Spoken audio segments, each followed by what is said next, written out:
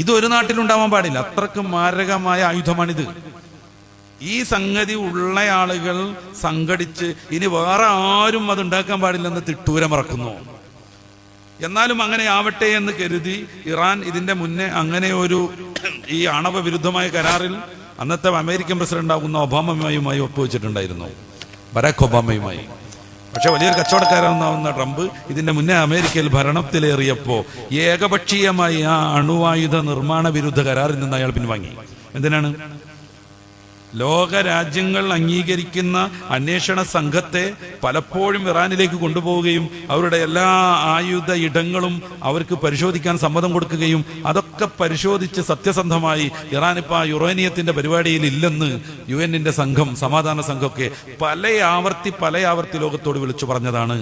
അങ്ങനെ പോയാൽ എന്തെങ്കിലും ഒരു കാരണം പറഞ്ഞ് ഇറാനിനെ നശിപ്പിക്കാൻ പറ്റില്ലെന്ന് ഈ അമേരിക്കക്കറിയാം. അതുകൊണ്ട് ഭൂലോക കച്ചവടക്കാരനാകുന്ന അമേരിക്കൻ പ്രസിഡന്റ് ട്രംപ് ഒബാമ സംഘടിപ്പിച്ച ആ അണുവായുധ വിരുദ്ധ കരാറിൽ നിന്ന് പിന്മാറുന്നു. എന്നിട്ട് അദ്ദേഹം ഈ അണുവായുധം സമ്പുഷ്ടീകരണം ഇറാനിൽ നടക്കുന്നു എന്ന് പതിയെ പ്രചരിപ്പിച്ചു തുടങ്ങുന്നു. ഏറ്റവും ലാസ്റ്റ് ഒമാനിന്റെ നേതൃത്വത്തിൽ മധ്യസ്ഥതയിൽ അമേരിക്കയും ഇറാനും തമ്മിൽ ഒരു ചർച്ച നടക്കുകയാണ്. എന്തിന്? നിരായുധീകരണത്തിന്. മാരകമെന്ന് അവർ പറയുന്ന ആയുധങ്ങളൊന്നും ഇനി ഇറാൻ സംഘടിപ്പിക്കാൻ പാടില്ല, നിർമ്മിക്കാൻ പാടില്ല. ഒന്ന്, അണുവായുധം പോകട്ടെ, വൈദ്യുതി ആവശ്യങ്ങൾക്കും മറ്റും വേണ്ടി പോലും യുറേനിയൻ സമ്പുഷ്ടീകരണം അവർ നടത്താൻ പാടില്ല. ഈ കരാറ് വളരെ പെട്ടെന്ന് ഒപ്പുവെക്കണമെന്ന് പറഞ്ഞിട്ട് അവരുടേതായ രീതിയിൽ, അവർക്ക് അനുകൂലമായ രീതിയിൽ കരാർ എഴുതി നിർമ്മിച്ച് അമേരിക്കക്കാരൻ ഇറാനോ വെല്ലുവിളിക്കാണ്, വേഗം വന്ന് ഒപ്പിട്ടോളൂ. 5 വട്ടം ഒമാനിന്റെ നേതൃത്വത്തിൽ സംബന്ധമായ ചർച്ച വന്നു. തീർത്തും ഏകപക്ഷീയമായ കരാർ അടിച്ചേൽപ്പിക്കുന്നത് ഒരു രാഷ്ട്രവും സമ്മതിക്കില്ല, ഇറാനും അത് സമ്മതിച്ചില്ല.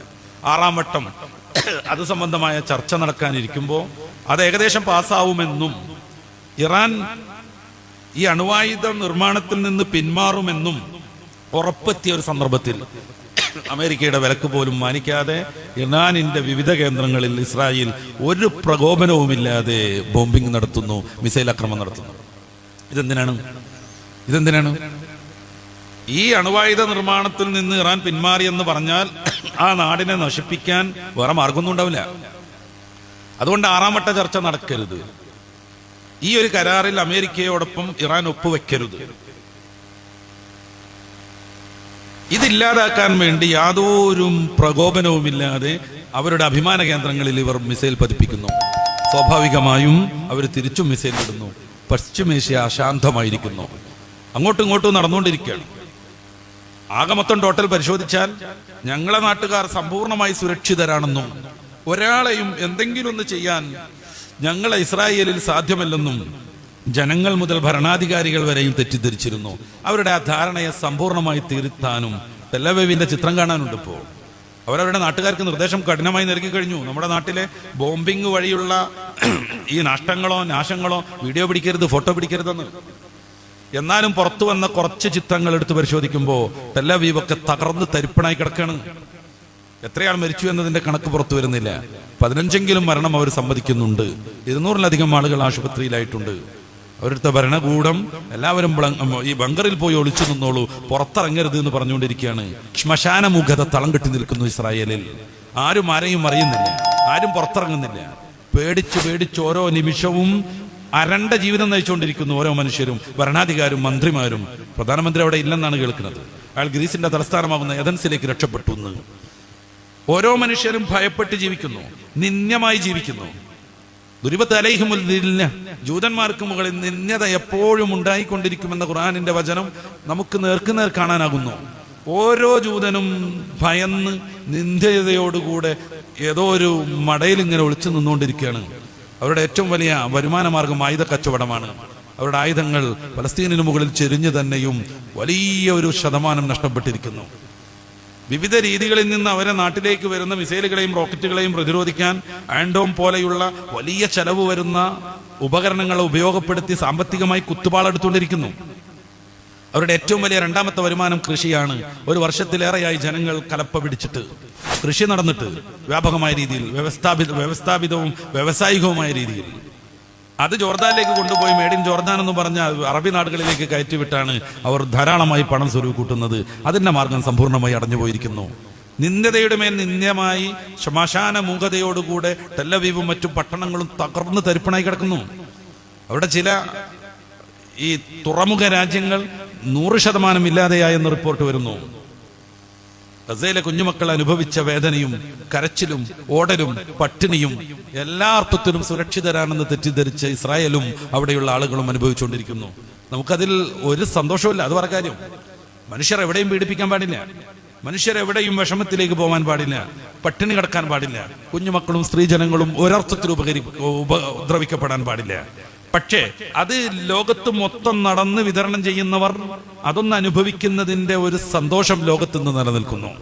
പലസ്തീൻ മക്കൾ തെരുവിലേക്ക് പ്രകടനവുമായി പുറത്തിറങ്ങുന്നു. നമ്മൾ ആലോചിച്ച് നോക്കുക, എന്തെങ്കിലും ന്യായം പറഞ്ഞുണ്ടാക്കുക. അവർ തീരുമാനിക്കണം ഞങ്ങൾ 4-5 രാജ്യങ്ങൾക്ക് മാത്രമേ അണുവായുധം പാടുള്ളൂ എന്ന്. ആരാണ് അതിന് അവർക്ക് അധികാരം നൽകിയത്? ആയിരക്കണക്കിന് അണുവായുധങ്ങൾ നിർമ്മിച്ചു വെച്ചാണ് വൈദ്യുതി ആവശ്യങ്ങൾക്ക് പോലും ഇറാൻ ഭരണകൂടം യുറേനിയം സമ്പുഷ്ടീകരണം നടത്താൻ പാടില്ലെന്ന് അവർ തിട്ടൂരം വെക്കുന്നത്. ആദ്യമേ തീരുമാനിക്കുകയാണ് ഇറാന്റെ കയ്യിൽ അത്ര മാരകമായ വെപ്പൺസ് വരാൻ പാടില്ല. അവർ മോശപ്പെട്ടവരാണ്. സദ്ദാം ഹുസൈൻ ധീരമായി ഭരിച്ച ഒരു രാജാവായിരുന്നു, ഭരണാധികാരിയായിരുന്നു. അദ്ദേഹത്തിന്റെ കാലത്ത് ഇറാഖ് അഭിവൃദ്ധിയിലേക്ക് പോയിരുന്നു. എല്ലാ അർത്ഥത്തിലും അമേരിക്കയുടെ പാട്രിയറ്റിനെയൊക്കെ തകർക്കുന്ന ആയുധങ്ങൾ അദ്ദേഹം വികസിപ്പിച്ചിട്ടുണ്ടായിരുന്നു. ഈ മനുഷ്യൻ എങ്ങനെയാണ് കൊന്നുകളഞ്ഞത്? എത്ര നീതിയോടുകൂടെയാണ് അവർ കൊന്നുകളഞ്ഞതെന്ന് ആലോചിക്കണ്ടേ? നീതിയുടെ ഒരു അംശം പോലും, ഒരു ചെറിയ ശതമാനം പോലും തൊട്ടു തീണ്ടാതെ ഒരു പരമാധികാര രാജ്യത്തെ ഇല്ലാതെയാക്കി. എന്നിട്ട് ക്ലസ്റ്റർ ബോംബുകൾ കാരണം ആ ഇറാഖ് എന്ന നാട് ജീവിതയോഗ്യം പോലും അല്ലാതായി മാറി പലയിടങ്ങളും. ആ മനുഷ്യരെ പിടികൂടി ലോക മുസ്ലിങ്ങളെ മൊത്തം അപമാനിക്കാൻ വേണ്ടി ഒരു വലിയ പെരുന്നാൾ ദിവസത്തിൽ അദ്ദേഹത്തെ തൂക്കിക്കൊന്നു. ഷേളി വാസുവിന്റെ പോസ്റ്റ്മോർട്ടം ടേബിൾ എന്ന പുസ്തകത്തിൽ അവർ പറയുന്നുണ്ട്, പണ്ടൊരു DGP അവരെ വിളിച്ചു അത്രേ.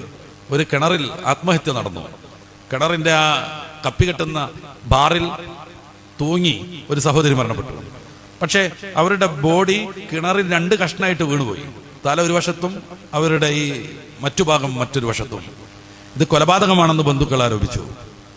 ആ സമയത്താണ് കോഴിക്കോട് മെഡിക്കൽ കോളേജിലെ പത്തോളജി വിഭാഗം മേധാവി പോസ്റ്റ്മോർട്ടവും അതിന്റെ എല്ലാ പരിപാടികളും ശരിക്കറിയാവുന്ന ഡോക്ടർ ഷേളി വാസുവിനെ ഈ പോലീസ് ഓഫീസർ വിളിക്കുന്നത്.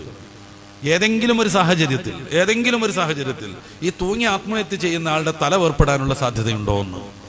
അവർക്ക് അന്ന് അങ്ങനത്തെ ഒരു റിപ്പോർട്ട് അവരുടെ മുമ്പിലില്ല. ഷേളി വാസുവിന്റെ അവരന്ന് ആ പോലീസ് ഓഫീസറോട് നടത്തിയ ഒരു പരാമർശം, പുതിയ കയറും ആഴത്തിലേക്ക് വീഴലുമാണെങ്കിൽ എന്തുകൊണ്ടത് സംഭവിച്ചുകൂടാന്ന്. പുതിയ കയർ, മൂർച്ചയുള്ള കയർ, ആഴത്തിലേക്ക് ചാടൽ, ഇതാണെങ്കിൽ എന്തുകൊണ്ടത് സംഭവിച്ചുകൂടാ എന്നായിരുന്നു അവരുടെ പോസ്റ്റ്മോർട്ടം ടേബിൾ എന്ന പുസ്തകത്തിൽ അവർ എഴുതുന്നുണ്ട്. ഞാനാ പറഞ്ഞ നിഗമനത്തെ സാധൂകരിച്ചു സദ്ദാം ഹുസൈനിന്റെ മരണം എന്ന്. ആണായി നിന്നു അദ്ദേഹം. അമേരിക്ക സംഘടിപ്പിച്ച പാവക്കോടതി അദ്ദേഹത്തെ ചോദ്യം ചെയ്തു.